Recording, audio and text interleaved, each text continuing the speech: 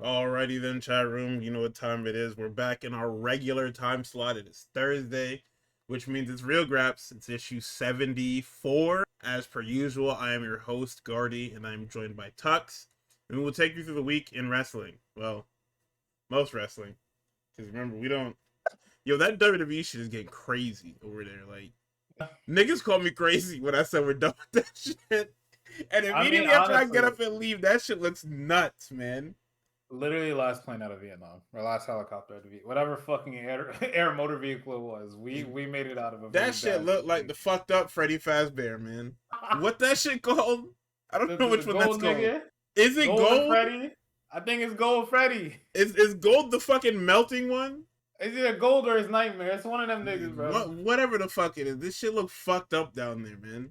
Everybody hurt. Jacob Fatu is a fucking ball licker. Yo, you know what's crazy? That won't hurt. I'm not gonna see it. Nah, man. Raw is fucked up big style, and Cody still ain't got nothing to do. I mean, they gave him something to do. It's just really evil. Like, it's a really evil thing for him to do. Like, son, the entire left side of the company is fucked up, and somehow the right side still has nothing going on. It is somehow still 3 fucking hours. I mean, they switch him back in like a week or some shit. I think it's like a couple weeks or so. Jesus Christ. But but still, man, like you guys managed to immediately fumble Brock Lesnar and Obafemi, Jacob Fatu and Roman Reigns, and even Cody Rhodes and Gunther. Like, that's the Roman Reigns one is pretty easy. Same thing with the Brock Lesnar one. But the other one literally writes itself. Like, I just love that every storyline Cody has been in this company in the last like year or so writes itself, and we just fuck around. And the funny thing is about the Cody Rhodes Gunther thing is, you guys already did it. Yeah, Crown Jewel is right there. He needs to stop being a good soldier. But he can't, man. He can't. Like, he genuinely. These people embraced me. This company embraced me. I can't do it. He genuinely needs to fucking. Yo, he genuinely needs to start yelling at people and cussing people out. Like, because honestly and truly, like, I just don't know why he won't. Because this place gave me everything I wanted. They gave me a tour bus. I'm still the face of the company. I'm the champion. Have my own brand, brother. Why would I bite the hand that feeds me? Yeah, man. You bit them last time, and it worked out. Yeah, but this is different. I'm here now. I guess. I hope everybody over there doing good. Roxanne, I'm rooting for you, twin. She said hell, bro. Mello, bro. It's not over. It's never over, but no, it's super over. I don't think they putting a rocket on you, big dog. I mean, listen, I love that it's tournament summer, and every tournament sucks. Like, every tournament on American soil sucks. And what I mean by that is I don't mean match quality, because it's like I've said on numerous episodes. Match quality across the board, unless you're running fucking NXT or somebody that has like 12 matches in fucking 4 years. This shit is always going to be good. I'm always talking about how the tournaments are put together. Fam, we talked about it. We talked about it for the last month and a half. This fucking... These goddamn, whatchamacallits. These Owen Cup brackets are 2 of the most disgusting brackets ever. And considering the results, obviously I was wrong, spoilers. I was wrong like shit for that's not your fault. That's not your fault. And no, I mean, listen, man, it was a good guess, but I'm wrong like shit. So I have to own up to being wrong like shit. But it's not your fault. But the men's is literally like ABC. And the men's is ABC in the most egregious way. It's definitely ABC in the most egregious way. It's ABC in the most egregious way because it's just like how WWE does their tournaments. Yeah. And I think it's easily solved too. Like, both companies are afraid of starting a round of 16. It takes too long. It takes too long, and they think that people are gonna get bored. You niggas aren't doing shit else. And that's the funny part, right? You guys aren't doing anything fun. Like, both. This is one of the rare times where both companies aren't doing anything fucking else. Like AEW right now, there's nothing What else the going fuck did you just post in this chat? What does that mean? No, hold on, Tux. What? What the fuck does this mean? Oh, you didn't hear? They set his ass over there. He's he's on the blue right now. No, I'm not talking about fucking Finn Balor, nigga. I'm talking about What? this tweet that Mimsy posted in the chat. They're talking about the King of the Ring winner wasn't decided, and they put the fucking brackets out. Oh. Oh. Oh. What the fuck is Wait, going on? is that why they kept shifting it around? Yeah, probably because they didn't know what the fuck they were doing. Why they took Tonga Loa out? Apparently, nigga's still in, and they were just fucking around with the graphics. Oh, so that match still isn't even decided. I think because the updated graphic here shows the Tongalo and Ricky Saints one, so that's the one that we're going with. Drew and Sammy one was an old version that they accidentally posted on the website. Holy fuck! So there's no quality control. There's no booking. There's no common sense. There is no passion. There is no vision. There is no aggression. There is no fucking mindset in this wrestling company. Goodness gracious! Wow, dude, this sucks. Nah, yeah, this is upsetting. But yeah, I mean, wow, it's funny out there. Cause like Best of Super Juniors, like I thoroughly enjoyed it, and now that the semifinals are set, which means that I think the next tournament date is probably either tonight or Saturday, well, Friday night / Saturday morning. Let me check real quick. Schedule. What's the next upcoming? Tomorrow night. Yep. Okay. So next week, I promise I will cover the last 3 days or 2 days of Super Juniors and the end of the tournament, and then Dominion is the following Sunday. It's the 14th. Well, I'm gonna be fucking busy, man. What? I got y'all with some heaters next week too. Don't worry. I got y'all with 3 matches. Because Dominion is the 14th. The road to the G1 is the 19th. The goddamn Yuji Nagata show is the following Saturday. And then the road to the G1 tour continues, which is crazy. Because the road to the G1 tour is the 19th, 21st, 23rd, and then it starts back up in July. And then I believe we have the 5-star, which completely got shelved because I got thrown into the Super Juniors. There's a lot. It's a tournament summer, and I'm not gonna lie, I'm about to stop watching these fucking AEW tournament matches. Keep pissing me off, bro. I mean, you at least got 2 more guaranteed good ones. So I'm not gonna lie. I think AAA was the only thing I enjoyed this week. I think Tony Khan is ruining my life. I think I liked. Damn. Yeah, man. I like the hypothetical matches that I haven't watched yet. My homework, I haven't watched them yet, so I can't tell you guys This is about fucking it, crazy. Look where we're at. I think this was a filler week. We just go next. I mean, we could just. Oh, I liked Speedball and K Night. That was a good match. Obviously, but as a whole, like whole shows, filler week. Everybody was kind of fucking around. That's okay. Spinning wheels. Another housekeeping week. We're Sorry progressing to to the fuck tournament around, because we need to. Yeah, I really do. Just to get back to the point, I really do think like a round of 16 helps everybody, right? And just steal what you guys do for the fucking C2. Just fucking all these little vignettes and promotions and little videos you post on Twitter of niggas calling their shots. All right, let them do it before the match. Obviously not. Well, you can let them do it after the match if they win, but let niggas do it before and after. All right. So when we get round of 16, and hopefully you didn't construct the bracket in a way to where it's a very foregone conclusion as to who's gonna get the good matches, right? You want to throw a slider down the middle. You know what I'm saying? Put 2 niggas that are main eventers in the first round. Mark Davis and Jack Perry. Why not? But yeah, I somehow, out of the fucking 8 like wrestlers in the company that want to have a shot at the AEW Men's World Champion, you mean to tell me Kevin Knight didn't want it, Speedball didn't want it, Andrade El Idolo didn't want it, Roosh didn't want it? Nobody else No. wanted it. I understand they were. Andrade don't got Andrade thought they were shit shit. going on. It was shit. Mark Briscoe didn't want it.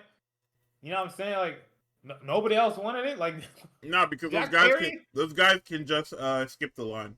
But why? Why can't I understand there's niggas that need to fight MJF on the road to Forbidden Door, but like you got to give me a kayfabe reason as to why these niggas are not in this fucking tournament. Does Tony know Forbidden Door is a crossover event? Yes. What? What do you mean? Oh, he's talking about for the you better. Oh, okay, not you better, but for the men, yes. The women, nigga. The entire. I don't think this is outside of the wild card. I don't think there was. Well, I guess before Willow got hurt, but even then, Willow was a child of the world before she was a child of AEW. So it wasn't What really the like fuck are you saying? only all elite wrestlers in that bracket. So also that nigga snatched up everybody to put in the company, so it's not gonna look should not gonna look forbidden until Yoda Tsuji comes over. It's just never gonna look forbidden. It's just never. Sorry. Niggas crossed over too many times. Yoda Tsuji coming soon. Don't worry, bro. Don't worry. I mean, I guess. Yoda Tsuji, whoever from Stardom is about to fucking beat the shit out of Tekla. Nigga, if I see Yoda Tsuji pop up on Dynamite and do anything, the streets is dead. Sorry to tell you, streets are dead. Over his dead body, the fuck you mean? Sorry, buddy. What? We are Shin Nihon until we die. Alright, and this is technically a Shin Nihon event. Motherfucker, so get on that fucking plane. Oh, also, Billy, I need you to get the fuck off of Twitter, man. What's Let them niggas talk about that fucking mask versus mask match. Leave it alone. Wait, which Billy? Osprey! Oh. What did he say? Niggas was talking about how, the mask versus mask match was about to live, forever. Let me see, hold on. I have the actual tweet right here. So, random Twitter user is quoting I guess this is a podcast here. I don't know which podcast this is. I don't really care. They said, did make me laugh, and it's a big hot take in 2026 so far in all of wrestling. El Grande Americano mask will be remembered more than all the matches from Will Ospreay he's ever had in his career. And because hold on. Why did you phrase it like that? it doesn't matter how it's phrased. The problem is, why the fuck are we playing word association with ourselves? Or sorry, why are we Twitter searching ourselves as a fucking millionaire on the internet? All wrestlers do is fucking work out. That's literally yeah. So go work out and do something fucking productive. Go watch TV, nigga. I finished my workout for the day. I don't give a fuck. Go find something to do. I don't watch TV, man. As opposed to like, you know, for example, fucking like athletes and shit like that. It's like, you know, obviously wrestlers are athletes, so it's like you could be studying your game and shit like that. But like, I don't really have a coach to be on my ass, right? There's no threat of me getting cut for real. So I don't really have to like always be on top of my shit. I'm a wrestler, and if I'm a wrestler like Will Ospreay, to where like a lot of shit that I do is by and large beloved by everybody. I'm gonna search up my name. What's the street saying? Let me go quote tweet some. And we found something to quote tweet. All right, what he said.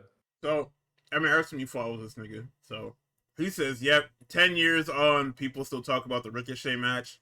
I still get tagged in the Ibushi Rana spot. First British person to ever win the IWGP. Had Assassin's Creed rehire Ezio to narrate me to Wembley. And if you can't remember any of the matches, it's because people barely remember what happened last week, let alone 14 years of consistently being on top of my field without ever being promoted by anything from the Fed. Mask versus Mask was fucking awesome.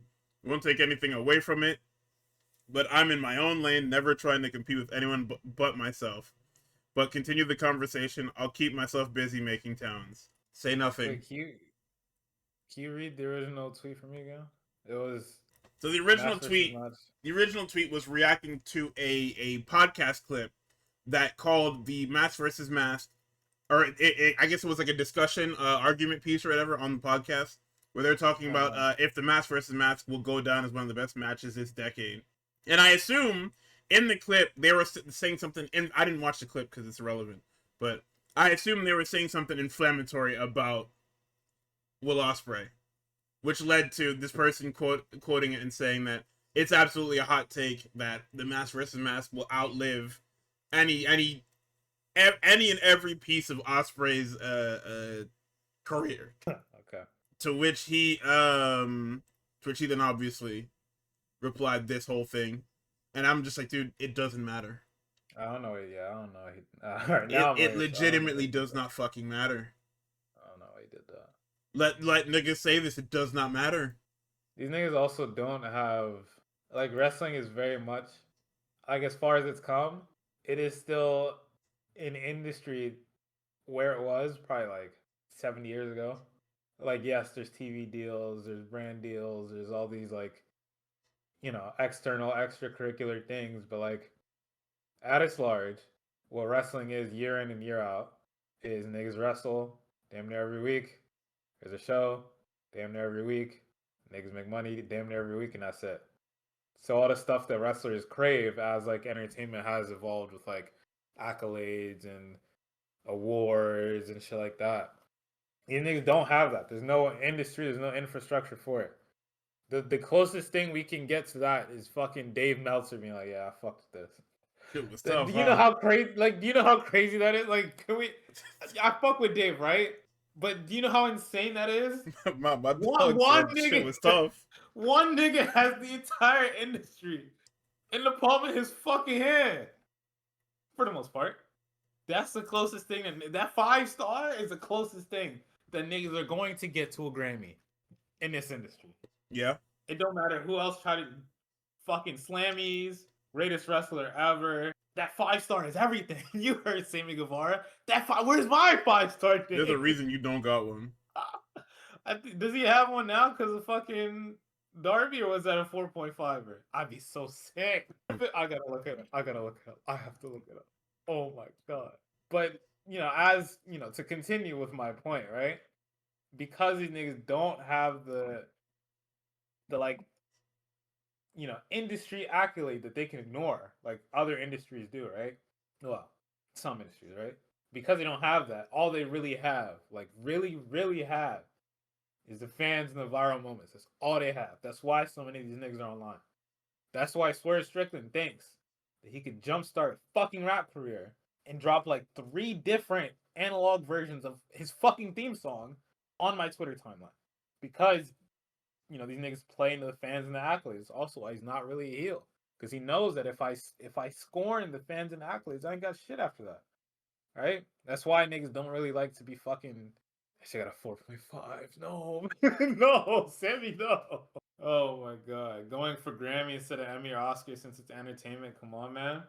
I think Emmys and Oscars, it's a lot of niggas involved with that. It's not just like, for example, right? For an Oscar, you could say Dwayne went for an Oscar, right? However well he did, like we can look at his acting performance. There are a lot of other niggas that he rides on in order to get that, right? For example, Timmy close as fuck to an Oscar for best acting. What did He it does take? have a 5, by the way. Oh, he got it. Hell yeah! Yeah, no, That's listen, why you think he's already gonna be in a Ring of Honor. I you got my you NBA know who he was MVP. wrestling. He was wrestling that man. Who was that man? Dusty son, nigga. But yeah, fucking getting an Oscar isn't. I go in, I put in my, like it could be I go in, I put in my best performance. I get it. Getting an Oscar nowadays is fucking you damn near like how Timothy Chalamet just became a wigger overnight. Sorry, why he became Craziest noun ever. entrenched in spaces that he's probably not really a part of overnight. It's so I can get that Oscar. Mike didn't have to do it, but there were a lot of niggas that were writing for Mike. It's not just I go in and I clock in and I put in a good performance. It's not what it is. With an Emmy, that shit might be even hard. There's a lot of TV. It's a lot of fucking TV. We keep talking about it, how Apple TV has spent like $2 billion on TV, and I haven't seen a fucking minute of it.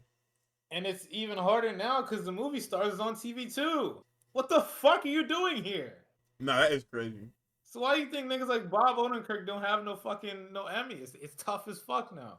But Grammy is probably the closest thing that you can get to it just being you against other niggas, right? Not entirely true, because obviously music is a lot of people. But I don't think music is as many people. Like, first, some of the niggas that have won Grammys, it's not as many people as it is with an Emmy and Oscar. That's why I went with Grammy instead. Tyler got Grammys, and Tyler damn near does everything by himself. Damn near, not totally, but same thing with wrestlers. There's two people in the ring, so getting that 5-star, you know what I'm saying? Unless you're like that, right? Unless you're Darby Allin within the past month, I can't just get in the ring with anybody and give me a $5. You can scam getting a Grammy by reading an audiobook. Just like I can step in the ring with Darby Allin and Dave Not will even. give me that. You can be in Blood and Guts and get a free 5-star, depending. That too, yeah. Unless you're Sammy Guevara, of course. Unless you're Sammy Guevara. So it's like, there's cheat codes everywhere, you know what I'm saying? Easiest EGOT scam combination is being a producer for Broadway and read your memoir. That's tough. That's shiced, but like... Hold on. I got ideas now. There's an extended one, right? What's the fucking... PGOT? I think Kendrick close to that. Well, I think he only has 2. I should know this one too. Fucking funny. He might have Pulitzer, Grammy. He might have an Oscar for Black Panther or something like that. I think he does actually. For the album? For one of the songs, I think All the Stars or something like that, probably. That's crazy. So he just needs an Emmy and a Tony. But all that to say, right? That's why niggas search themselves up. They don't have the infrastructure that other entertainment outlets do. So like, if it's really all I have is my fans, of course, and everybody does it, right? Some of my favorite wrestlers do it. Willow be scrolling through the AEW Collision tag. It's all right. She be using her powers for good, but she be scrolling. Niggas be scrolling, man. That's all they got. Fucking, we saw it on Dynamite. I know he's seen it and contemplated live tweeting Collision one week. I know it. Me? Yeah, you. I'm gonna move on. One of the Bucks. I never can get them niggas. It doesn't matter. They all the same nigga. That nigga said, "What the dog doing?" Turned and winked at the camera. I almost fuck turned that shit guy, off. man. Oh my god. I'm with you. All right, I wasn't there to defend you. I'm with you now. I be cracking up when you say pretty Bucks. It's real shit. We're not doing this. Women can only chuckle while men laugh. Well, I'm not gonna say anything because I am in a house that's not a safe space in the month of June. But I hear you, Mimsy. Don't worry. Nobody else got you. I got you. Until I don't, then I don't got you. Then what the fuck? You know what I'm saying? But yes, Will Ospreay. Not to excuse you for quote tweeting yourself. However, you're my. I fuck with you, and you're on my go. I can't say that anymore. I fuck with you though. I dead be having. What's the quote? That's Will Ospreay right now. Dead be knowing hella predators. Just to know how their mind work. Yeah, I'll be using their moves too, just to understand how it works. Just to see how their body work. Like, yuck, man, fuck. Oh my god, Ospreay, man. Oh my god. Shit is crazy, man. Let's get it right into Collision. AEW presents Collision live from wherever the fuck. I don't even remember. Oh, anybody know? Yeah, I got you. Huntsville, Alabama. Oh, well, hell. Yeah. Yeah, man. We're in the real Bama. So, this is the weirdest start to a fucking show I've ever seen. Nigga, Tommaso, what, did they tell us this guy was gonna be on commentary? Because I could have sworn that this nigga just showed up, and I'm looking at my screen, wondering what the fuck this nigga has going on. Because he comes out, I guess he walks to the table, then I see the conglomeration is with Takesha, and I said, hold on. If Tommaso Ciampa came out, and the next scene is a conglomeration with Takesha, how the fuck does this work? So, he says that the fight isn't over between him and the family. Orange gives him a backpack for his title. You notice it was a tan or beige, whichever one you want to call it, backpack. It also goes with his fit. Not sure how they did that. Not sure who did that one. But you're going to hell. So our opening contest doesn't actually fucking matter because it's Roppongi Vice and Lance Archer versus the conglomeration. This is the most foregone conclusion trios tag match or trios fucking title match I've ever seen. Nothing happens. Like you want, if you ever wanted the definition of nothing happens, this match is the definition of nothing happens. Nigga, actually not. They start with a backstage thing with the Don Callis family. Trent says that the niggas make him sick. Rocky decides he's gonna speak Spanglish tonight for whatever reason. Piss me the fuck off. Then Archer says everybody dies. This Roppongi Vice theme sucks dick. They changed it? Like, they have, like, 2, right? I think they got a new one when they turned heel initially. But, like, the original one sucks. But this sucks in a different fucking flavor. It's like playing Bean Boozled, and you get, like, the fucked up one that's still kind of, like, close to food. And then the new one is the fucking, yeah, this might as well be fucking dog shit. It's like sweaty gym socks or whatever, and it might as well just be eating shit. So, Ciampa is on commentary. He's on commentary for no reason, by the way, because he has nothing to do with any of the people on the fucking screen right now. Niggas, he's there as bait, waiting for Chris Jericho to come and jump him. Halfway through, Shivani's like, yo, this nigga is not here, bro. Like, I don't know how you didn't see that this nigga wasn't here all night. Because call time is like probably fucking 2 o'clock, nigga. You came to the building. You ain't seen this nigga all night and still got dressed to come on commentary. You are fucking ridiculous. You just went right to like the commentary dressing room. I was like, I'm on to that. Like, what? What a fucking guy. So the problem with Nigel and Shivani is that they're not gonna say nothing. That's a fucking problem. They let that nigga sit down and didn't say a fucking word. I didn't wait 40 minutes. Niggas waited like 20, but still, like, come on, bro. Fucking match and a half passed by. So Nigel says, why the fuck are you targeting Jericho? And because Big Tom is a genius, he makes it simple.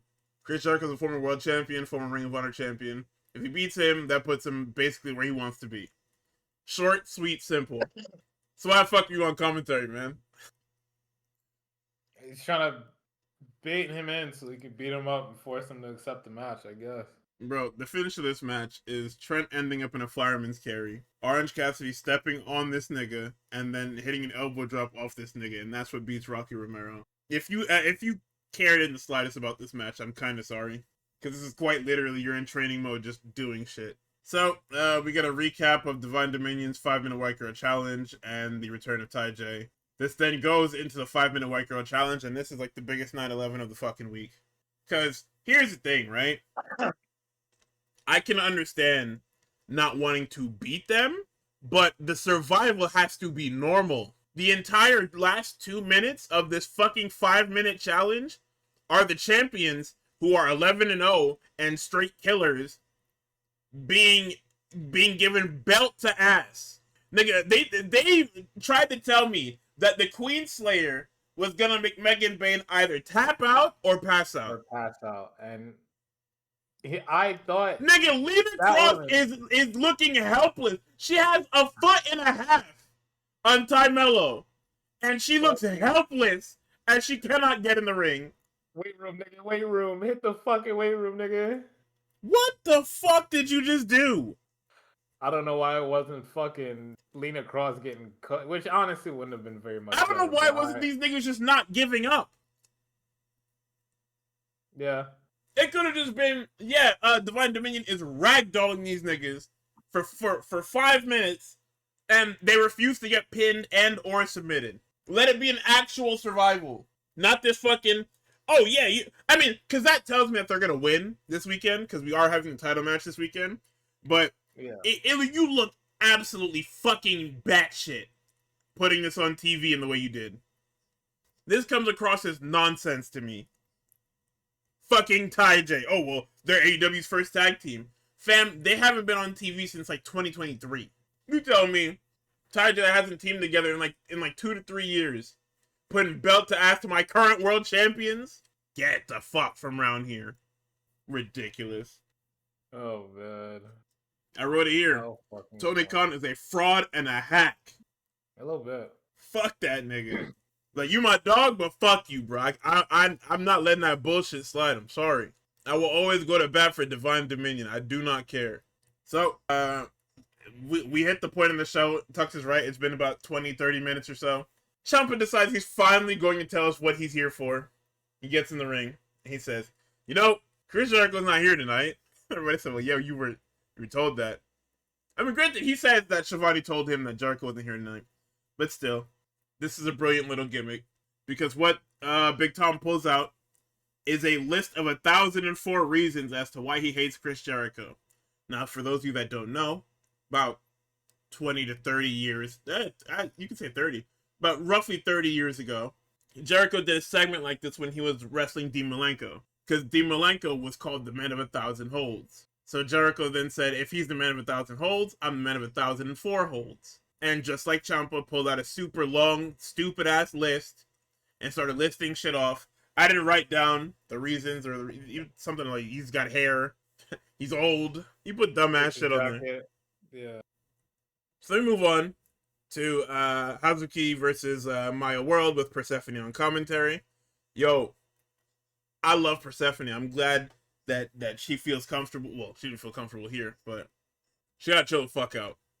What you mean? The way she was talking on commentary, I had to tune it out. What do you mean? She was driving me fucking nuts. Like there's being into your gimmick and there's having nothing to fucking say. Fair. That's fair. Like that shit was fucking crazy. I mean, everything felt like a fucking 2K cutscene. I don't think they got her going up against anybody she got static with like that. So it's like niggas want me on commentary. Nigga, the person in the ring is who she's facing next week in the tournament. But they not asking her about that. Niggas they are. Nigga, Nigel's like, how's your eye? Like, nigga, how do you think my eye? Okay, I already said that I can't fucking see. but Nigel was asking. She was like, okay, well, how do you feel about this? And she gives me the most fucking 2K cutscene, anime protagonist nonsense. And I said, all right, hey, you don't got nothing to say. That's enough. Yeah. You like, don't get me wrong. I have nothing but love and respect. You don't have nothing to say. And them asking you this shit, they should have just let you sit on commentary. Like, not give you a headset, but should have let you sit on the side. Watching the... But I hear you. No, it's fucked up. I'll say it straight up. It is fucked up for me to say that, but you ain't had nothing to say. The match was good, at least. You said what? I said the match was good, at least. Yeah, no, of course. Because this is a match this is actually a return match, believe it or not, from last year's Spark Joshi Pro Show. Hazuki defended that world championship against Maya World in Texas. So, cool little match. Let's see, we get a sunset bomb off the second with the jackknife pin. Hangman's DDT for 2. We get the rope hung lung, what is it, lung blower, code breaker, whatever you want to call it. And we get a senton off the top for 3. And and Persephone and Hazuki go face to face post match. We get a memorial for Dennis Condrey. We get a video package for Lee Moriarty. Lee Moriarty beats the shit out of Memphis native. Well, not Memphis native, but he wrestles a lot for Memphis wrestling. It's Tim Bosby. He beats the shit out of this guy. The infantry gas him up, and then the Death Riders come out because we're doing the ECW thing of allowing segments to bleed into each other, which is a good thing. I highly enjoy it. So here comes the General. Pac is there, and I guess Moxie forgot to dap up Marina. That was a fucking awkward exchange. I don't know what happened there. Too locked, man. It's too fucking locked. Yeah, he was. He's dialed in, boy. Let's see. Infantry are stomping out Pac. Moxie comes with a chair. He gets mollywopped. I wrote here that I'm glad that STP is getting minutes, but Pac and fucking Moxie are not the people to be giving them minutes. This is one of the Moxie-isms. Like, if there's Inoki-isms, Moxie-isms is giving a nigga that probably shouldn't get a lot of heat on you. So they do their thing where it's like the Bronco Buster in the corner, and I really wasn't paying attention because there's only so much you can do with this match. Carly Bravo says something. I hear the words BBC, and I said, yeah, they gotta kill this guy. I said, yeah, they gotta get this nigga off the airwaves. Oh no, let's hear God disciples on my fucking company, bro. It's crazy that he even said that. You about to go back to Ring of Honor, bro. Yeah, we're actually gonna send you back. Just you, by the way. The whole faction can say it's just you. I gotta go. Yeah. So, we get Sean Dean frog splashing into the knees. Carly Bravo gets the cutter. We get the super lariat by Pac, and then a Death Rider by Mox for 3. Renee's with the Triangle of Madness. Tekla declares war on Stardom. Then she turns her attention to the Owen. Her and Sky Blue play fight for a little bit, but then they say that we're all good. Nothing can come between them or her in the title. Then we do a conglomeration comedy sketch with Leah Rush, because I haven't had enough Leah Rush, apparently. Like, Leah Rush is just Leo Rush is everything in one, apparently. It's a Swiss Army knife of bullshit. So then we get the It's not dogs a versus little the sports guns. entertainment. You know, if you sprinkle it across the show enough. This shit is insane. Because the dogs make their entrance, and they welcome to the production guy, and then Finley sack taps that poor guy, and it's like, oh man, what the fuck? So, Good game, baby. this is when they reveal that Moxley has decided to just sit on commentary. We know Garcia's in the main event, but it's just like Moxley is just randomly on commentary. He's just here until then. So, Shivani was like, yo, Austin Gunn, he's in great shape, he looks amazing. Moxley says, that nigga was using a resistance bench for like 45 minutes beforehand. You know, not everybody can roll out of bed just looking like me and Tony. Ain't that right, Tony? This nigga is honestly impressive. But Nigel, once again, being the play-by-play journalist, says, do you think Ospreay can go to Wembley? Now that he's aligned himself with you guys? Mox says, hey, can't ask me. That shit is in his hands. We got a famous serve to Connors for 2. 310 to Yuma is blocked. Austin gets thrown into the ropes and gets a shillelagh to the face for 3. Moxie praises the dogs for not getting caught cheating. They try to use the unprettier on Austin, and the rest of the Bang Bang Gang come running. They run the jet speed breakup video. Then we get the announcement that the TBS title will be defended for the first time ever. Well, not defended, but up for grabs for the first time ever in the survival of the fittest.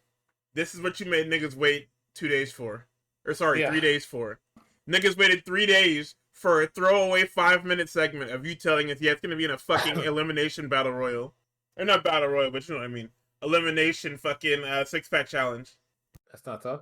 Yeah, it's tough, but it's not 3 days of fucking suspense tough.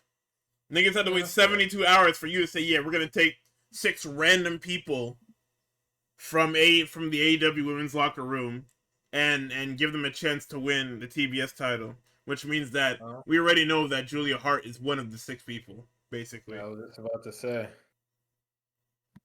Julia Hart, Alex Windsor. It's probably going to be all the losers of the tournament. Hart, Windsor, Shirakawa. Manada, please. Probably Sky Blue. Who was on the other half of that thing? Oh, no, both of them don't work here. Right. Forgot. Persephone and Hazuki. Aminata maybe. Most likely. I fucking hope so. I wonder if they put both members of Triangle Madness, because what did they say? It's like July 1st, I think? I think it's like the show after Forbidden Door. I think that should be July 1st. Yes, show after Forbidden Door is July 1st. So yeah, I'm not looking forward to that because I think that's a lazy way to do that. I think it's funny that like there are no contenders for any of these belts. You kind of just either get selected out of the back, or you ask for a title shot. Nobody wrestles with the intention of getting like you have very much just created the WWE system where like people just kind of get title shots. Like the number one contenderships just appear. It's like a fucking an item you can pick up in an arena shooter. I liked what they were doing earlier in the year, where it was like niggas were actually fighting for it, and you could soft kind of tell where people were standings wise, and then fucking Kenny got his head blown off, and niggas were like, I think we're done. Like what, bro? They sent Omega to the fucking to the pastures, and then that was it for that idea. We have no more contenders. MJF has to run from Mark Briscoe for the next fucking 2 months. Yeah, if he's even fucking cleared. Ridiculous, man. So, we get a standby match. Standby match in quotations. It's Doyle and Cage. They kill Tommy Mars and Jimmy Wild. Nigel makes a Wet and Wild joke, and it pops Moxley and Shivani. I wrote that Cage looks like his skin hurts. Yeah, something about looking at that guy makes me uncomfortable. I don't know what it is. It's because he's very clearly on the shit, bro. Like he is comfortably on the shit, man. I mean, whatever keeps you in the ring, right? Not really, but fuck, man. Like, this shit is ridiculous, bro. Like, holy fuck. So, following that, Takeshita comes out for his match, and security has to hold down Doyle and Cage. because they obviously want to go rip that guy's head off. Comes down, he taunts them with the title, heads in the ring, and then Moxie's on commentary. He says that, hey, Takesha's good. Them Don Callis niggas are dog shit. And they basically bring up the idea of there being like faction wars between all the big factions. Well, not all the big factions, 2 big factions, but yeah, man. Moxie says that his team is better than anyone's team any day of the week. They live on death ground because that's what they choose to live at 100%. He then goes on to say that he knew that Takesha wasn't a Don Callis guy. He just didn't take him for a ball licker. He calls him the real deal, not a pretender. He didn't need them. Nigel then tries to ask Moxley, oh, well, you call Yuta and Garcia dark horses. Dude, what happens when they outlive their usefulness? And Moxley basically says that no such thing, bro. Them niggas is like that. They're just young right now. So, I mean, there's good stuff in this match, but for the most part, this is very much a means to an end to kick off a full-blown gang war across AEW. Yeah. So what happens here? Mox picks his guy to win, obviously, because he's focused and ready for action. Mox gives Marina the headset to go scream at Garcia to stay the course because he was doing push-ups on the guy's fucking leg. Marina puts the headset on and starts talking about putting toes in buttholes, and Nigel's like, yo, are you crazy? She then says that she can show Nigel. He says, no, I'm good. That I'm straight. Honest to God, I'm straight as an arrow. Let's see. So the rear naked gets rolled into that wheelbarrow tombstone. Garcia rolls through into an ankle lock. Super good stuff, by the way. Garcia gets the STF. You said what? I was agreeing. Shit was super good.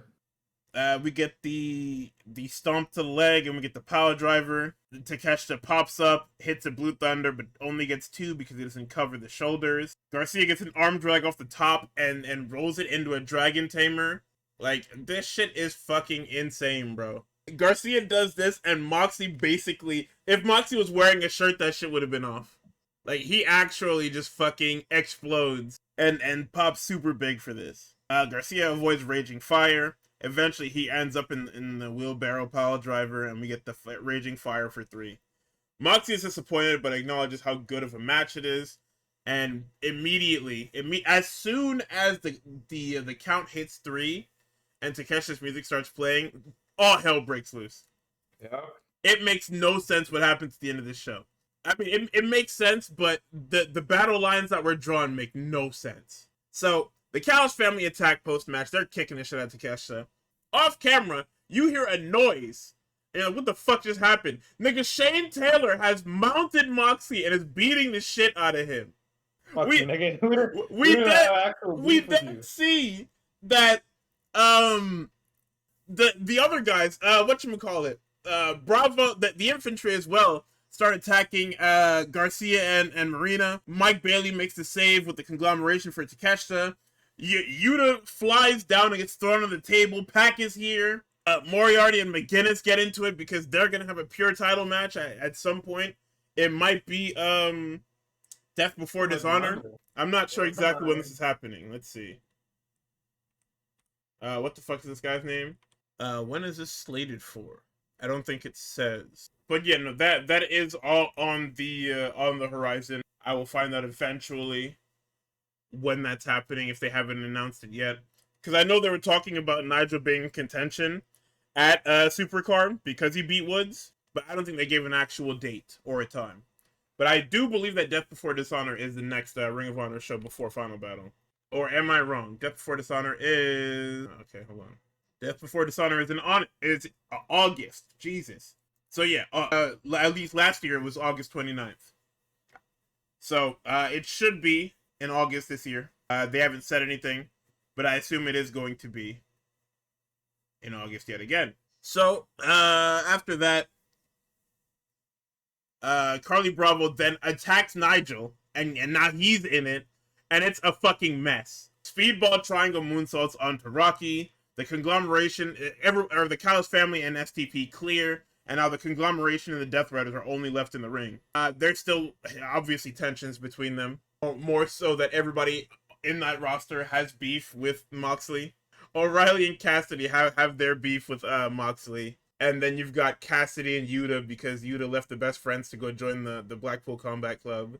And then there's Pac and Orange, and it's a whole like Orange Cassidy and the entire Death Riders. You could write a fucking book on how much beef and how much like history between them. But yeah, no, that was a super hot ending to a Collision show that probably didn't deserve it. I'm not gonna lie. Like there are good matches up and down the show, except for the 5-minute White Girl Challenge. But like this was definitely a Collision that and this was a live Collision too. You could have skipped this, honestly. Next week is live too, so we'll see. At least the lineup on paper looks better going into this week's Collision. But I think you should, if you're gonna do a live Collision, you need to stack it. Like there needs to be a reason as to why this show is live, other than they chose to give you a live slot. Let's see. So the next show we have is obviously AAA's Noche de los what is this? De los Grandes. Oh yeah, I guess that makes sense because good branding. So we have opening shots. They look super cool between the mask versus mask match.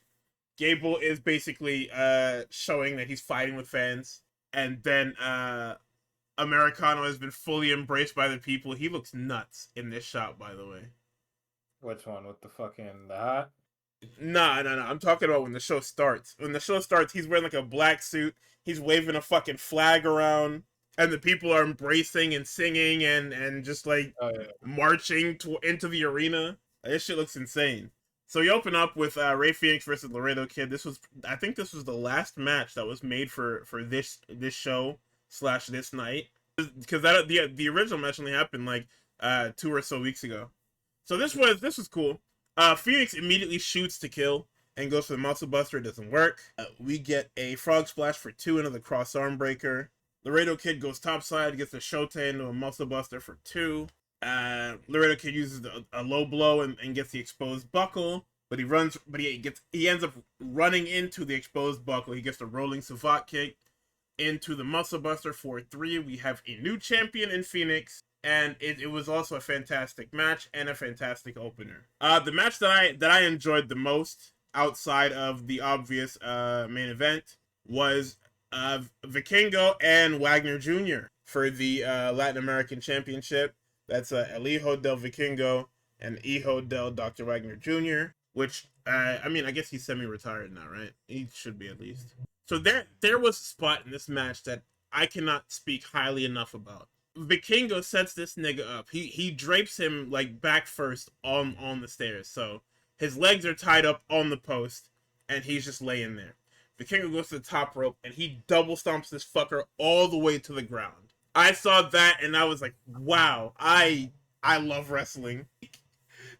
Seeing that double stomp actually breathed life into my body. That was fucking awesome, man.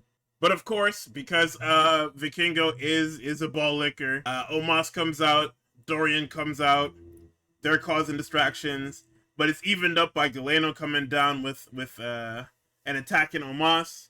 Mini Vikingo comes in and hits a springboard dropkick that allows Dr. Wagner to hit Last of the Dragon for 2. Omos hits a haymaker onto Wagner, and that leads to the 630 for 3. We have another new champion. Omos was incredible because like he's literally a monster you cannot move. Like Galeno was supposed to be the equalizer, but even so, Omos is still too big. So we get the locale announcement for Triple Mania that they said was TBA. Night 1 will be in Vegas for whatever fucking reason other than Vegas has like a death grip on the balls of TKO or vice versa. What is it about Las Vegas, guys? I'm pretty sure it's just that they signed a contract for fucking 11 years, and in WWE fashion, they realized that by signing this Vegas thing, they're getting fucked because of the logistics of Vegas, and so they're trying to speed run their contract. I wish you guys luck. I wish you guys hurry the fuck up. I mean, this is you guys hurrying the fuck up, so I can't hate it. I can't be mad at it. That Peacock shit is so funny. Nigga, they would put everything up. Oh, yeah. Niggas had 3 pay-per-views a month on Peacock. Get the fuck out of that deal. I didn't even peep. That is crazy. Nigga, there really was, like, there really was a Saturday Night's Main Event and 2 WWE or NXT pay-per-views or whatever, one of each, in a month. 3 bit pay-per-views in a month, nigga. Y'all money laundering. No, we just really like the fans, so we just keep coming back for y'all. You know what I'm saying? No, I hear you, and you're absolutely correct. But I'm just saying, like, when you look at the calendar, and it was like NXT show at the beginning of the month. Like, even when I play the fucking video game, when I boot up 2K and I go into universe mode and I look at the calendar and there's like 3 pay-per-views or whatever, or it's like 2 pay-per-views and a Saturday Night's Main Event in 1 month. I'm like, God damn, bro. Like, how the fuck are you supposed to watch any of this? Like, sometimes it's the NXT show and the WWE show are in the same weekend. And other time it's like beginning of the month, middle of the month, end of the month. Or it's like the first 2 weeks are the NXT and the WWE pay-per-views, and then at the end of the month, it's like a Saturday Night's Main Event or something. Like, it's fucking insane that you guys can produce this much media and get nothing done. Like, god damn, bro. That shit is fucking funny. So yeah, I expect a lot more of these pay-per-views to be in Vegas. So we know how that looks like. Honestly, they might have to speed run that ESPN contract too, with the way things are going, and the way ESPN wants to knock their fucking block off for putting that bullshit on. I don't know, bro. That shit got Danhausen over with the New York Knickerbockers. Man, that's First Take minutes. We're not talking about. That's ESPN though. I hear you, but they would have been on ESPN anyway if they weren't even on pay-per-view. That's what that shit was made for. Netflix can end the deal in 2030. Yeah. Nah, Roman Reigns said he got the formula. He know how to cook it up. I know how to cook it up. Y'all gonna be seeing me all summer. This nigga has ruined everything he has been a part of. Oh my god. For the last month for the last 3 months, he has ruined everything he has been a part of. Oh man. Roman Reigns is niggas is fucked up. Roman Reigns is the best actor ever. Because I could not put on a poker face like this knowing that I am fucking everything up. I would be visibly sick coming out and seeing that the show is fucking dog shit. I mean, I guess it's because he knows he can skirt blame by saying, yeah, you know, company dog shit. But me, I put numbers up. I put numbers on the board. I got mine. I gave you 24 PPG. What else you need me to do? Fam, that's all you gave me. You didn't give me no assists. You didn't give me no rebound. You didn't give me no steals or nothing. But I'm good for 24 PPG a night. Yeah, nigga, and you did it, and you got it shooting tour dates. Thank you. You were so fucking useless. Oh man, nah, that's a funny fucking guy. What they said about Brunson last night? That nigga shot New Year's Eve and still ended up with 30 points. That is some fucking funny ass shit, bro. Nigga went 12 and 31, landed with 30 points. Whatever, man. Funny ass sport. So next up, AAA's Campeones de Parejas. Sorry, Spanglish. Parejas are up for grabs. It's the War Raiders and Los. I don't know how to say it. I feel so stupid when I say this because I know how it's said, but I feel like the way that I speak, obviously in English, I can't say it in Spanish, but it's Psycho Clown and it's Pagano.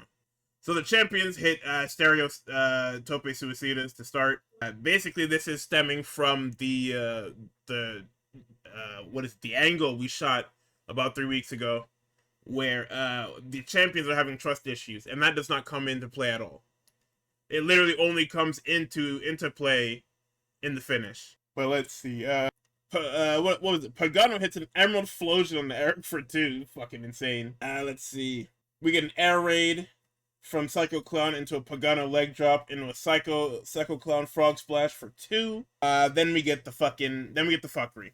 I believe Ivar is going for a lariat. Pagano uses the boot to kick his arm away. That lays out Psycho Clown. Ivar then dodges the Pagano lariat, which takes out Psycho Clown. Pagano gets tossed outside, and the Vikings hit the experience for 3. We get new champs. Post-match, Pagano tries to help Psycho out. There's bad blood because of the miscommunication. And then Psycho Clown shoves Pagano away. Pagano says, all right, fuck this, man. I tried. I genuinely tried. You don't trust me. You don't see that it's a fucking accident. So I'll leave. So he leaves. Boy, the Vikings start beating the shit The Psycho Clown. And that nigga says, yeah, that's not my problem, gang. I'm sorry. And he leaves, and he lets his mans sit there and get stomped the fuck out. So next week, on week 2 of Noche, we have the women's trios match. That's Catalina, that's Lola Vice and Bailey versus Las Toxicas. We have a fucking Rey Mysterio sit down interview, dude. When I saw this, I got so fucking mad. Cause what do you do? Especially going into the main event. Rey Mysterio, what the fuck do you do? And then we have a Fatal 5-Way, which had a super scary spot with Octagon Jr. I hope he's okay. But now it's main event time. It is time for your 35-minute main event. Eater. Your 5-star matchup. The greatest WWE produced match of the year. With no what's the words? With no direct competitors. It's Grande Classic, aka Chad Gable. It's Grande Americano. It's Mascara con. I told you. I can't do the fucking Spanish. It's mask versus mask. Contra? I think it's Contra. It is, yeah. So I used to be able to. Like I said, my Spanish is rusted and dog shit. So we're gonna get it back up. Don't worry. Americano's in the white and gold. He had the mariachi in white. He came out wearing the damn cowboy hat and a jacket. Ring announcer says he's fighting for his mask, for Andrea, and for Mexico itself. And as he's doing his entrance, Gable hits him in the fucking... He El Kabonged him with this fucking guitar. So what do... what do the fucking ball liquor duo of Rey Mysterio and Adrian Butler do? What are you doing? These niggas say, what are you doing? They look over at fucking Grande Americano, literally the hero of heroes. He's literally the king of kings for this year. What do you ball lickers do? You look at him and say, oh, no, he's good to go. Motherfucker hasn't even gotten to his feet yet. And Rey's calling for niggas to ring the bell. Rey Mysterio is fucking evil. Nah, he knew a classic was on the way. Fam, Rey Mysterio. Nick Aldis is a better GM than Rey Mysterio. Nah, Rey just like one of us. Rey Mysterio is one of the worst GMs I've ever seen in my fucking life. Like, it's genuinely impressive how much Rey does not do as GM. Yes, he was just crowned GM last week. Still, it's crazy that, nigga, Laredo Kid cheated, and he gives Phoenix a rematch tonight for whatever reason. I guess that's the right thing to do, but still. And then there's this, where he's just like, yeah, you know, I know you just got fucking El Kabonged on the back of your head, but you're good to go, right? So Gable is putting belt to fucking ass. Boy, he is whooping this nigga. So we get a belly to belly, over the top on the apron. We get a monkey flip into the post, then a tope suicida to follow. They pull this fucking BBW table out from under the ring. This shit is it's the most square rectangle I've ever seen, if that makes sense. Let's see. We get a reverse Olympic slam that looks like shit because, obviously, Mr. Americano does not want to take a flat back. Alright, sorry, a flat stomach even on the side bump from off this damn steps. Gable tears the mask. We have the air raid through the table, and Gable takes it all to the fucking floor. Nigga, one person landed on that table, and the other person landed on the fucking floor. The nigga fucking bonked his head against the nigga's knee too. Bro, this shit sucked, man. Like not as in like that part sucked, but I know everybody hit that floor and said, man, fuck, yeah. Why? So I love it a game. Yeah, no, that's quite literally what it is. It's hooping for the sake of hooping, and God bless y'all. God bless Chad, bro. Fuck. Okay, no, it's not even God bless Chad. This is the Chad Gable everybody's been telling niggas exists. Everybody been slandering Chad Gable because they made him into a racist. They saddled him with a racist gimmick about being racist, and they told you he was a fucking loser because he kept losing to luchadors.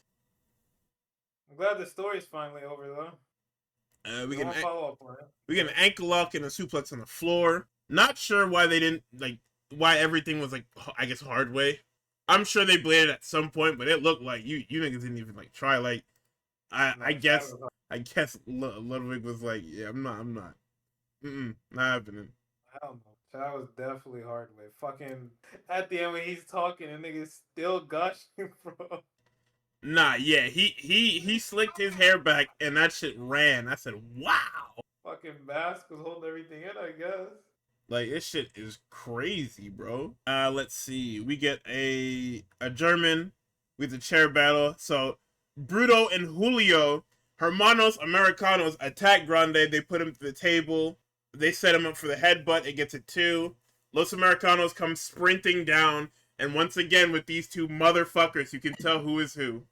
Because who comes out in the full white and red? But Pete Dunne, and of course, dressed like fucking Latin lover, here comes Tyler Bate in this fucking open button down white shirt that is open with these damn pants. Like, these niggas are the fucking worst because they're too into the gimmick. All three of these niggas are entirely too into this gimmick. And it's not a bad thing, that's a good thing, but they look fucking ridiculous. Like, they look ridiculous in a good way. Because, like I said, they're all in on this gimmick, so everybody is taking it as serious as they fucking can. Let's see. They brought up to the entryway. Ryo pulls out a kendo stick.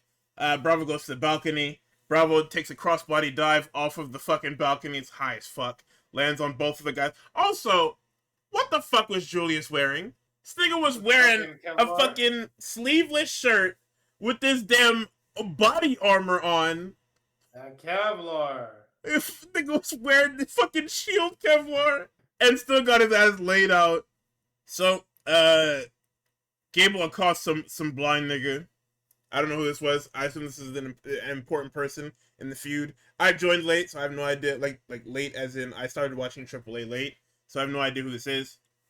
This nigga beats the shit out of Gable with this fucking stick, man. So we get a diving crossbody by Americano. We get a capo kick by Gable. A green Americano appears and Elko bongs Gable. It's Pimpy. Pimpy's back after being killed by Gable a couple weeks ago. We get a flying headbutt by Gable for 2. Americano goes under the ring, and which this surprised the fuck out of me because this is not like a regular. This is so. Let me explain this to you, right?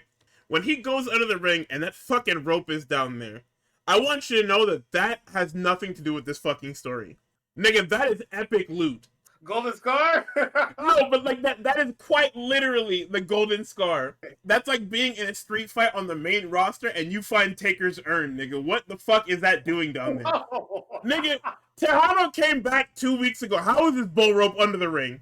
Oh my god. Who put, does that mean that, like, that means that Tejano himself planted this fucking bull rope under there for this nigga to use? This is literally legendary, epic loot, whatever you want to call it, uber loot.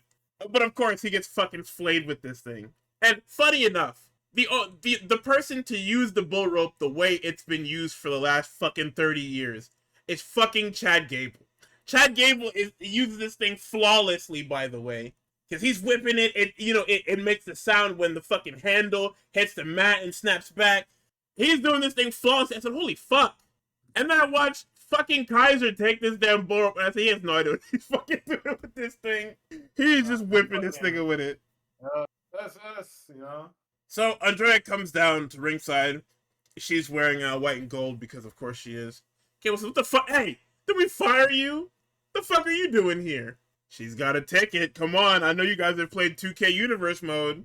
She's got a ticket. So this is when Americano attacks with the bull rope, and he is just using it.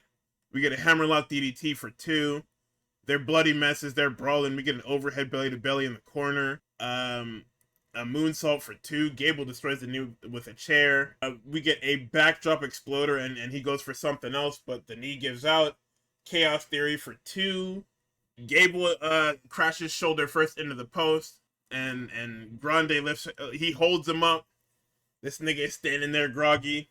He hits them ropes like a motherfucker, and hits that damn super headbutt for 3. The saga's over. Crowd pops huge. I wrote here, a megastar is reborn. Like, this is fucking... This nigga wins, and you would have thought that Michael Jackson came back, nigga. Nigga, the amount of people you can see in the crowd stand up. Stand up, jumping up and down. Their hands are up. Niggas are waving fucking flags and shit. I said, holy fuck. Brother, how do you see this? How do you see this and not just go all in on this guy?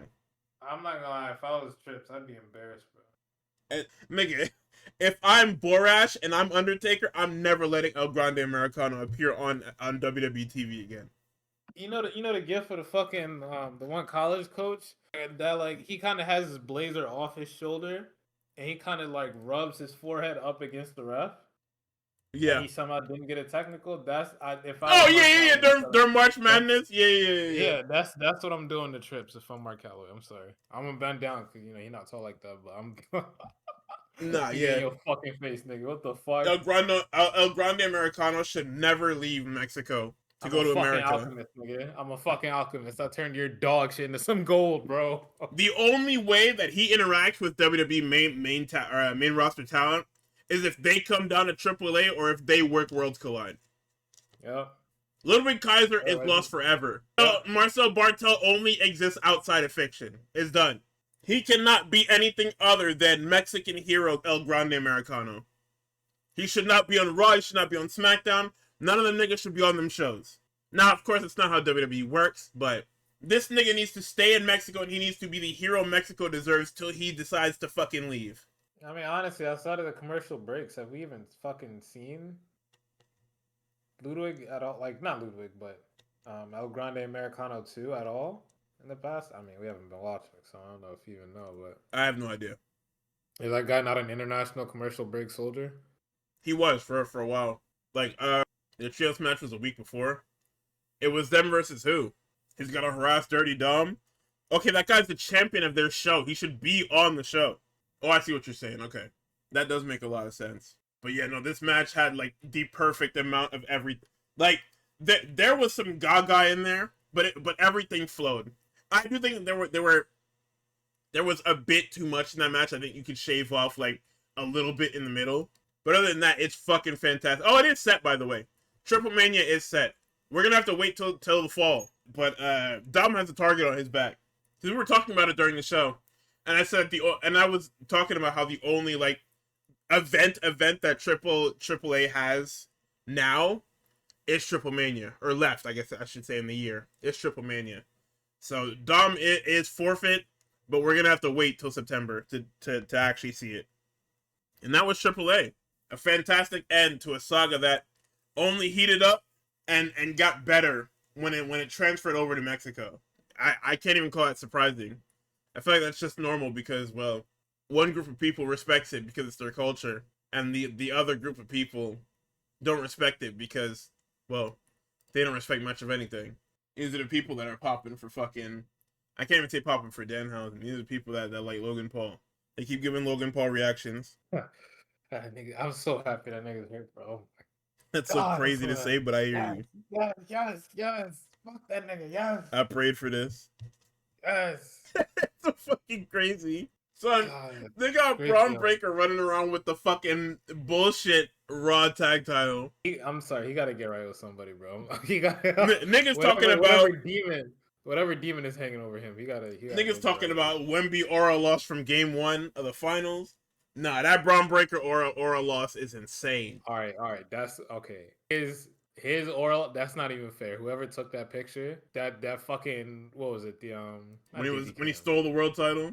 Yeah, and they took that fucking what is it called? House show. It's not Polaroid, but whatever fucking picture it was. Oh, I know what you're saying. Light, yeah. With he was in the fucking jeans and the shit looked like a Griselda album. That shit did look tough. That's Aura overload, nigga. Yeah, which is why they had to take the other one. Holy shit. Film versus this. Oh my god, the film is the greatest shit I've ever seen in my life. Now the nigga can't. Oh my god, it's so sad, bro. He got injured doing something dumb and Logan Paul stole his chamber aura. Yeah, pretty much. I would say he stole the aura. No, the aura wasn't stolen. It was more so he just took that guy's spot. Yeah. Okay, I see. Yeah, man. Nah, it's fucking crazy what happens when you miscarry justice and you're a fucking cocksucker. Look what the fuck is supposed to be moving me, man. I have seen this feud on and off for the last 10 years. Enough! It's been 11 years on and off of this fucking boring shit. Enough! Somebody called John Moxley. You called John Moxley talking about some world wrestling. You called John Moxley, and A, he's not picking up, or B, Marina picking up and you getting cussed out. And she go curse you out for a while in that language she speaks. I can't really remember. And even when you hang up, you try to hang up on her. Next thing you gonna feel her. She's gonna put you in that headlock and it's gonna be over. Everything gonna Yeah, go dark, hand man. through the phone like a fucking 90s cartoon gag. Oh my god. I really want to head to the reality where Roman doesn't resign and he ends up in the Don Callis family, man. I have to see it. He ends up in AEW getting thumped around by fucking Darby Allin, nigga.